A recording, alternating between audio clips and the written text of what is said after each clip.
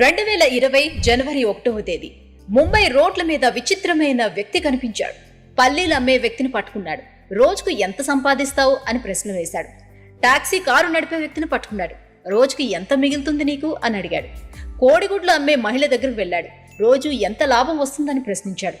అతన్ని గమనించిన కొందరు వ్యక్తులు ఎవరు నువ్వు అని గట్టిగా నిలదీశారు. ఏం చేద్దామని వచ్చావని ప్రశ్నించారు. పాపం వాళ్లకు తెలియదు కదా, వచ్చిన ఆ వ్యక్తి 50,000 కోట్ల రూపాయల టర్న్ ఓవర్తో నడుస్తున్న ఐడిఎఫ్సి ఫస్ట్ బ్యాంక్ అధినేత వి వైద్యనాథన్ అని. ఈ సక్సెస్ స్టోరీని చూసే ప్రతి ఒక్కరూ వీళ్లలాగే జీవితంలో మీరు సక్సెస్ అవ్వాలని 6JVR మనస్ఫూర్తిగా కోరుకుంటోంది.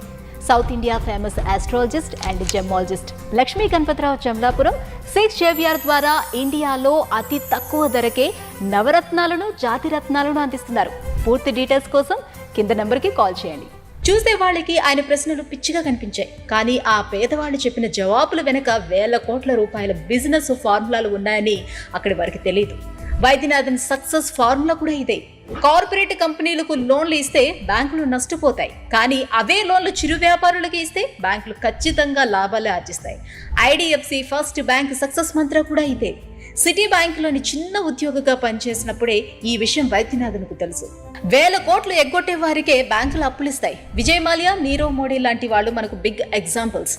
మన చుట్టూ ఉండే బ్యాంకులు ఇప్పటికీ వాళ్లకు లోన్లు అత్యంత సులభంగా ఇస్తాయనే ఫీలింగ్ ప్రతి సామాన్యుడిలోనే ఉంది. కార్పొరేట్ ఉచ్చులో పడితే బ్యాంకులు దివాళా తీస్తాయనే పాయింట్ను గట్టిగా పట్టుకున్నారు వైద్యనాథన్. సిటీ బ్యాంక్లో సాధారణ ఉద్యోగి నుంచి ఐడిఎఫ్సి ఫస్ట్ లాంటి పెద్ద బ్యాంకును స్థాపించేదాకా వెళ్ళాడు. మనలో చాలా మంది చదువుకున్నది ఒకటి, ఉద్యోగం మరొకటి చేసేవాళ్ళు చాలా మంది ఉంటారు. వైద్యనాథన్ కూడా మన గ్యాంగ్లో మెంబరే. 1968లో మద్రాసులోని మధ్యతరగతి కుటుంబంలో పుట్టారు.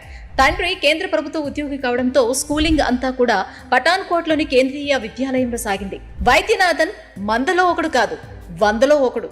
చిన్నప్పటి నుంచే చురుకైన మనిషి. డిఫెన్స్లోని చేరి పైలట్ అవ్వాలనే లక్ష్యంతో చదివాడు. మంచి జరిగే ముందు చెడు జరుగుతుందని అంటారు. మన లైఫ్లో కూడా బోలెడన్ని ఎగ్జాంపుల్స్ ఉంటాయి. వైద్యనాథన్కి కూడా అదే జరిగింది. డిఫెన్స్ ఎగ్జామ్ రాసిన తర్వాత ఇంటి దగ్గర ఓ ప్రమాదం జరిగింది. ఇంటి పైకప్పు నుంచి కింద పడి వైద్యనాథన్ ఎడమ కన్నుకు గాయమైంది. ఆ గాయం వైద్యనాథన్కు ఫిట్నెస్ సమస్యగా మారింది. ఫలితం పైలట్ కావాలన్న కల నీరుగారిపోయింది. వైద్యనాథన్ కోల్పోయిన ఆ కంటి చూపే లక్షలాది మంది మనలాంటి సామాన్యులకు దారి చూపే దారిగా మారింది. పైలట్ ఛాన్స్ మిస్ అవ్వడంతో వైద్యనాథన్ రూటు మార్చుకున్నారు. చదువును కొనసాగించాడు. మెస్రాలోని బిర్లా ఇన్స్టిట్యూట్ ఆఫ్ టెక్నాలజీలో సీట్ దొరికింది. కానీ రైలు టికెట్కు డబ్బులు కూడా లేవు. సరిగ్గా ఇదే టైంలో తన మ్యాథమెటిక్స్ టీచర్ 500 ఆర్థిక సాయం చేశారు.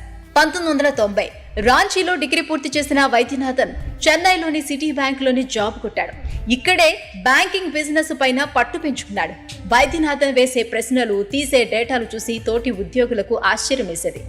నెలకు 5,000 జీతంతో హ్యాపీగా బతికేసే మిగతా కొలీగ్స్ వైద్యనాథన్ని పిచ్చివాడిలా చూసేవారు.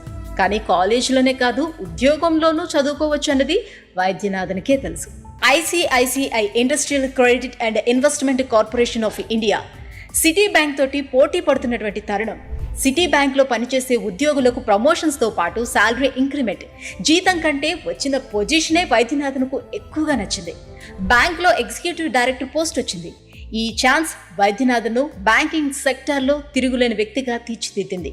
వైద్యనాథన్ నిర్ణయాలు ICICI బ్యాంకును లాభాల దారి పట్టించాయి. కార్పొరేట్ కంపెనీల కంటే చిరు వ్యాపారులకు ఇచ్చే లోన్లలోనే ఎక్కువ లాభాలు ఉంటాయని కనిపెట్టాడు. ఇది వైద్యనాథన్కు మరో ప్రమోషన్ తెచ్చిపెట్టింది. ICICI Prudential bank and home loans విభాగాలకు అధిపతి అయ్యారు. ఇక్కడే వైద్యనాథన్ మరో డేరింగ్ స్టెప్ కూడా తీసుకున్నారు. బ్యాంకుల్లో లోన్లు తీసుకుని ఎగ్గొట్టే వారిలో కార్పొరేట్ కంపెనీలే ఎక్కువ. అదే చిరు వ్యాపారులు, నెల జీతగాళ్లు మాత్రం నిజాయితీగా వాయిదాలు చెల్లిస్తున్నారు. ఈ డేటాను మేనేజ్మెంట్ దృష్టికి తీసుకెళ్లారు. కార్పొరేట్ కంపెనీలకు లోన్లు తగ్గించారు. Home loans, car loans, personal loans మీద కాన్సంట్రేషన్ పెంచారు. వైద్యనాథన్ నిర్ణయాలతో మొండి బకాయిల సంఖ్య తగ్గింది. బ్యాంకు లాభాల ధర పట్టింది. దేశంలో ప్రతి గల్లీలో ICICI బ్రాంచ్లు వచ్చేశాయి.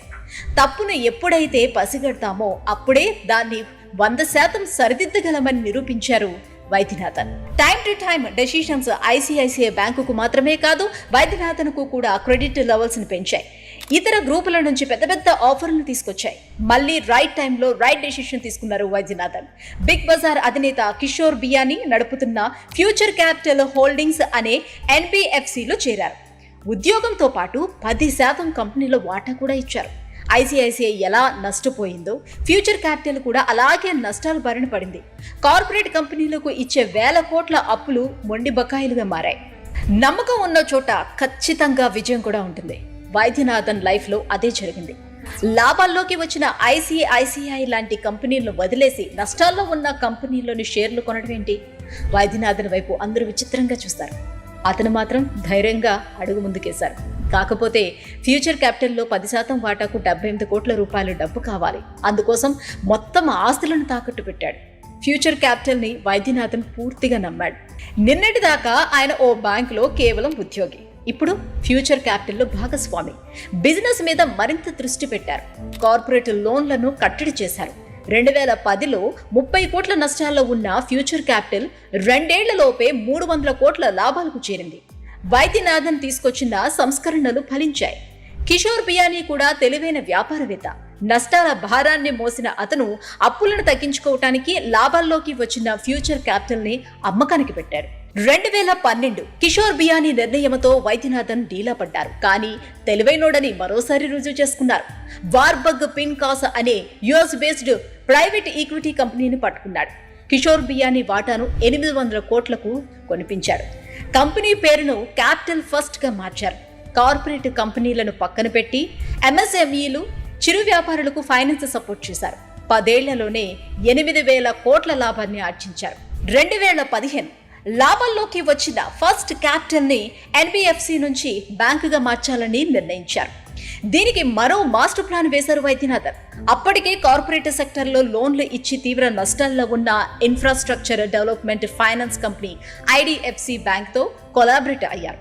ఇప్పుడు మనం చూస్తున్న IDFC ఫస్ట్ బ్యాంక్ అదే. మీరు గమనించారా లేదో, IDFC ఫస్ట్ బ్యాంక్ చిరు వ్యాపారులకే ఎక్కువగా లోన్లు ఇస్తుంది. అంతేకాదు ఇంట్లో ఫ్రిడ్జ్లు, టీవీలు, వాషింగ్ మిషన్లు కొనుగోలు చేయడానికి కన్సూమర్ లోన్లు కూడా ఇస్తుంది. కార్పొరేట్ లోన్ల కంటే IDFCలో కన్సూమర్ లోన్లే ఎక్కువ. వైద్యనాథన్ ఫార్ములా మళ్లీ వర్కౌట్ అయింది. 2016 నాటికి IDFC ప్రాఫిట్ అక్షరాల 16,000 కోట్లు. 2020లో వైద్యనాథన్ మొత్తం దేశం దృష్టిని తన వైపుకు తిప్పుకున్నారు. డిగ్రీ చదివేందుకు రాంచీకి వెళ్లే సమయంలో తనకు 500 రూపాయల ఆర్థిక సాయం చేసిన మ్యాథ్స్ టీచర్కు 30 లక్షలు విలువ చేసే తన బ్యాంకు షేర్లను బదులుగా ఇచ్చారు. 2022లో తనతో కలిసి పనిచేసిన తోటి ఉద్యోగి మరణించడంతో వారి కుటుంబానికి 5 లక్షల షేర్లు ఇచ్చాడు. ఇదే ఏడాది మరో సంచలన నిర్ణయం తీసుకున్నాడు. తన కారు డ్రైవర్, హౌస్ కీపర్, తన పర్సనల్ ఫిట్నెస్ ట్రైనర్ కు కూడా 4 కోట్ల విలువైన 9 లక్షల షేర్లను దానంగా ఇచ్చాడు. మొత్తంగా తన వ్యక్తిగత షేర్లలో 40% దానమే చేశాడు. ఇలా షేర్ల దాతగా గుర్తింపు పొందారు వైద్యనాథన్. సామాన్యుడిని స్టడీ చేయటంలో వైద్యనాథన్ సక్సెస్ అయ్యారు. బ్యాంకుల నుంచి సామాన్యుడికి ఏం కావాలో అతని ఇంటి దగ్గరకు వెళ్లి తెలుసుకున్నాడు. పేదవాడి అవసరాలను బిజినెస్ ఫార్ములాగా మార్చి తన బ్యాంకు సిబ్బందికి పాఠాలుగా బోధించాడు. 2020లో ముంబై రోడ్ల మీద కారు డ్రైవర్ని, కోడిగుడ్లు అమ్మే మహిళను, పళ్లీలు అమ్మే వ్యక్తిని ఇంటర్వ్యూ చేశాడు. చిన్న తరహా పరిశ్రమలకు, చిరు వ్యాపారులకు అప్పులిస్తే నిజాయితీగా తిరిగి చెల్లిస్తారని నమ్మాడు. వాళ్ళు తిరిగి చెల్లించగలిగే సామర్థ్యంతో స్కీములు తయారు చేశారు. ఈ స్కీములే IDFCకి అతిపెద్ద ఆదాయ వనరులుగా మారాయి. ఇప్పుడు ఆ బ్యాంకు మొత్తం విలువను 50,000 కోట్లకు చేర్చాయి. వైద్యనాథన్ నుంచి నేర్చుకోవాల్సింది ఒక్కటే, కస్టమర్కు అందుబాటులో ఉండే ప్రోడక్ట్స్ను తీసుకొస్తే వాటికి ఆదరణ కూడా ఎక్కువగానే ఉంటుంది. భారత్ లాంటి అభివృద్ధి చెందుతున్న దేశాల్లో 1,000 కోట్ల వ్యాపారం చేసే వాళ్ళ సంఖ్య 1000 లోపే ఉంటుంది. కానీ లక్షల రూపాయల లోపు వ్యాపారం చేసే వాళ్ళ సంఖ్య కోట్లలో ఉంటుంది. ఇదే వైద్యనాథన్ కనిపెట్టిన ఫైనాన్స్ ఫార్ములా. అంతేకాదు, సంపాదించిన దాంట్లో కొంత సమాజానికి పంచిపెట్టాలనే మంచి క్వాలిటీని కూడా మనం నేర్చుకోవాల్సిందే. మరి మీరేమంటారు? మీ కామెంట్ని కామెంట్ బాక్స్ రూపంలో మాకు తెలియజేయండి.